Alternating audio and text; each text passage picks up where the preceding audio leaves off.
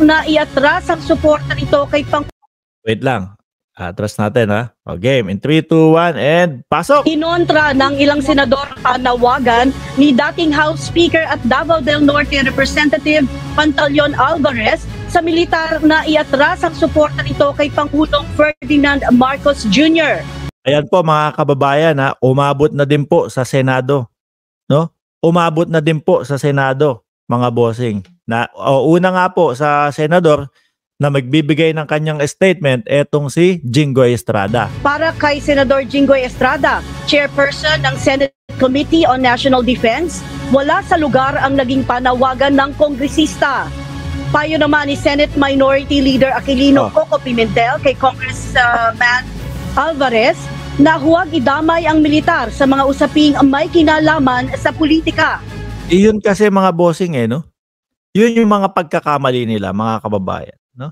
Alam naman natin itong maisog na to talagang, kumbaga, politika na lang to Ngayon, lumalagpas po sila sa mga ganyang panawagan sa kanilang mga karapatan, mga bossing, dahil nadadala na sila nung nadadala na sila nung galit nila. Wala silang wala silang mahita, mga bossing. Paano ka naman makakahita? Panay po fake news ang pinapalabas nila. Di ba? Panay po, ayan, sama-sama sila. Sila Maharlika. Puro po walang katotohanan yung pinapalabas nila, mga kababayan. At the same time, unti-unting nagbabaklas ng suporta sa kanila yung taong bayan din po. Yun ang mali sa kanila. Dinadamay nila, pati po yung mga militar, nagpapanatili po ng kapayapaan sa Pilipinas, no? Dinadamay nila pati yung mga kapulisan, no?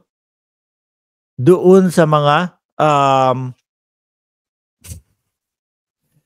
isinisigaw nila, mga bossing.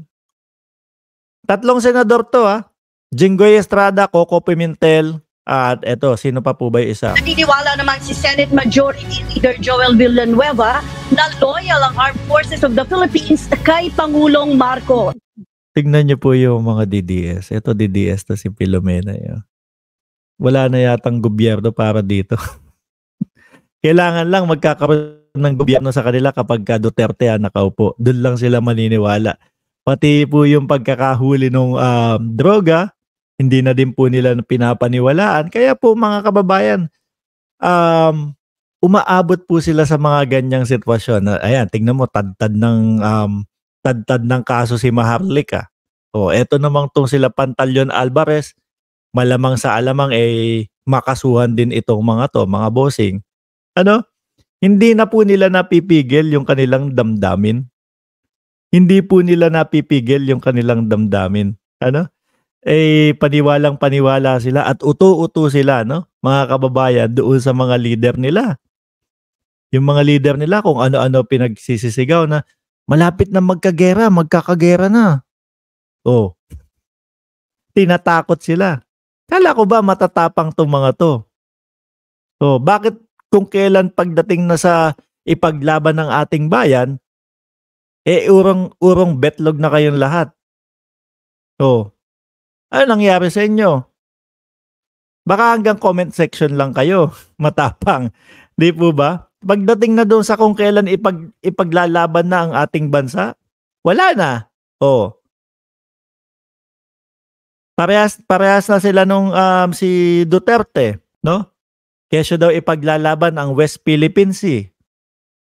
Ipaglalaban yung West Philippine Sea nung panahon ng eleksyon, pero nung siya ay nakaupo na, wala na, tulog na. Di po ba mga kababayan? Asa na matapang dun? Ngayon, nagmumukhang uto-uto na lang itong sila Filomena. Filomena, uto-uto ka ba? Filomena, uto-uto ka? Ba't ang dali niyong mauto? Bakit gullible kayo? Bakit? Konting sabihin na kapag tayo ay kumbaga hindi pumabor sa China, bobombahin na agad tayo. Filomena, bakit ka uto-uto? Paliwanag mo nga dito, no? Paliwanag nyo dito kung bakit kayo uto-uto at ang dali nyong maano. Pati yung, alam nyo mga bossing, sa sobrang galit nito, sa administrasyong Marcos, nitong mga to, pati si Maharlika pinapatulan na, pinapaniwalaan na. No choice eh. Wala silang maibato eh. Kundi pagpaulit-ulit, o patulan na natin si Maharlika. Ganyang kauto-uto sila Filomena. Di ba, Filomena? No, amin ka lang dyan.